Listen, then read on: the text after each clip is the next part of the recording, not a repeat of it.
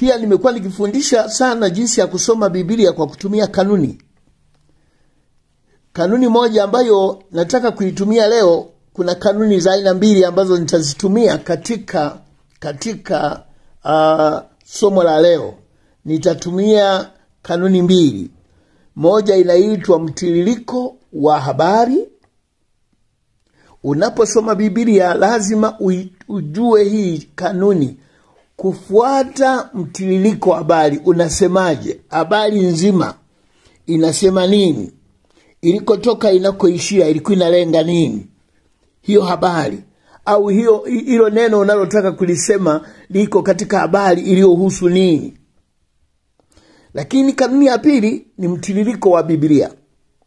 Kwamba hilo jambo unalolisoma au unalolielezea katika somo unalolisoma ndani ya Biblia, mtiririko wa Biblia mzima, yani Biblia nzima toka mwanzo mpaka mwisho, linasemaje juu ya jambo hilo? Au kwa lugha nyingine, vitabu vyote vya Biblia, Agano la Kale, Agano Jipya, zinasemaje kuhusu jambo hilo? Tunasema huo ni mtiririko wa Biblia. Lakini kuna mtiririko wa habari. Mtiririko wa habari unahusu habari moja tu. Mtiririko wa Biblia unahusu kitabu kile na kile na kile na kile ndani ya Biblia. Vinasemaje kuhusu jambo hilo? Nikianza na kanuni ya mtiririko wa habari ni hii. Hii habari tumesoma katika Yohana 14. Je, unadhani huu ni mwanzo wa habari? Unadhani hii msali msifadhaike mioyoni mwenu ni mwanzo wa habari?